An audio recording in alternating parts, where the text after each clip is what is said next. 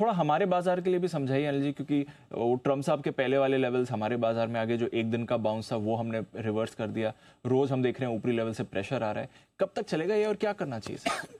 देखो, कब तक चलेगा इसका जवाब नहीं है, ठीक है, लेकिन जब रेंज से बाहर निकलेगा तो हम अपना मूड बनाएंगे। अच्छा, और रेंज क्या है?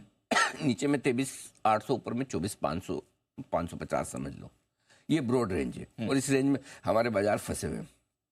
तो इसमें भी हो ये रहा है दीप की 24,500 के ऊपर बंद नहीं हो रहे, 24,000 के नीचे बंद नहीं हो रहा। हम सेफर साइड पे ये मानेंगे 23,800 के नीचे बंद होने पर बाजार खराब हो जाएंगे। 24,537 का हमने हाई बनाया फ्लूक में, 24,550 के ऊपर बंद होने पर हम अच्छे हो जाएंगे। ठीक है, तब तक हमें कुछ नहीं करना, टाइम वाइज करेक्शन करना। देखिए, प्राइस वाइज करेक्शन आपकी जेब खाली करता है और टाइम वाइज करेक्शन आपका दिमाग खाली करता है। नुकसान दोनों जगह होता है। दोनों जगह होता है। आपका आपके दिमाग को कमजोर कर देता है टाइम वाइज। थक जाते हैं, परेशान हो जाते हैं, यार ये क्या है यार, बेकार मार्केट है, ये कुछ हो नहीं रहा।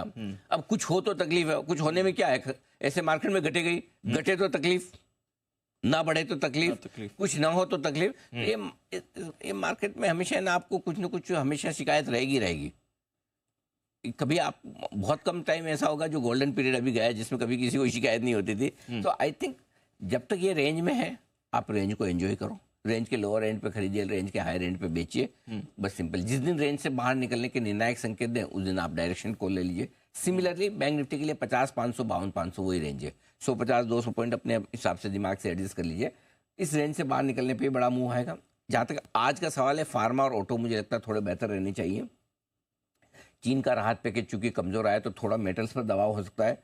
ट्रेडिंग के मौके दीप आपको दोनों तरफ मिल सकते हैं। मजबूत सपोर्ट पे खरीदारी करनी है और ऊपरी स्तरों पर प्रॉफिट बुकिंग भी साथ साथ करते चले और अच्छे नतीजे वाले और अच्छे फंडामेंटल वाले शेयरों को ही खरीदें। इन दोनों कंडीशन में से एक भी सेटिस्फाई नहीं होती तो छोड़ दीजिए।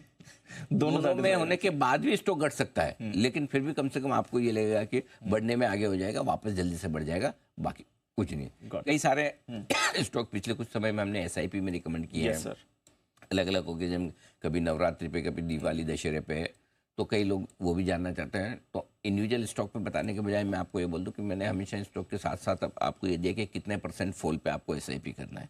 अगर आपके पास पैसे हैं, करने की ताकत है तो उसे फॉलो कीजिए, नहीं ताकत है तो फंडामेंटली ज़्यादातर सारे अच्छे स्टॉक है, कोई एक आधा आइडिया टाइप को छोड़ दो जो हमारे कभी कभार ख़राब निकल जाते हैं न्यूज़ फ्लो की वजह से।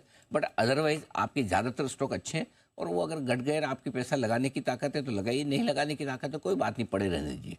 अब मैं आपको टिपिकल एग्जांपल देना चाहता हूँ इंडिया बुल्स हाउसिंग का। 260 वाला नीचे में आके 80-90 रुपये भी हुआ, वापस 260 भी हो गया। अगर किसी ने 2 साल 2.5 साल होल्ड किया तो उसकी वापस कॉस्ट आ गई। फॉर एग्जाम्पल स्ट्राइड्स फार्मा 750 में रिकमेंड किया, 300 रुपये हो गया, आज 1500 भी हुआ, वापस 1500 भी हुआ। ये तो हर एक स्टॉक का भाव वापस आ जाता है अगर फंडामेंटली ठीक ठाक। और जनरली हम कोशिश ये करते हैं हम फंडामेंटली कभी खराब स्ट्राइड्स भी लेके आइए। हम ये तो सम्मान कैपिटल जो पहले इंडिया बुल्स हाउसिंग था, ये एक स्ट्राइड भी हो चुका है, आज भी देखिए 1550, वहाँ से डबल है, नो डाउट आधा भी हुआ है। करेक्ट सर, 350-400 नीचे आया है, अब 1500 भी है। तो इसलिए कोई चिंता की बात नहीं। अगर आपके पास टाइम है और 20 स्टॉक में से 1-2 स्टॉक ऐसे निकल सकते हैं जो थोड़े खराब हो जाए क्वालिटी में, 100% तो स्ट्राइक रेशो हो ही नहीं सकता कभी भी। करेक्ट सर, पॉसिबल ही नहीं कि जब, हाँ ये जरूर कह सकते हैं फंडामेंटली आमतौर पर ये स्टॉक अच्छे रहेंगे, टाइम लगा सकते हैं लेकिन नुकसान नहीं करेंगे, बस उतना ध्यान में रखिए। गॉट इट सर, ठीक है।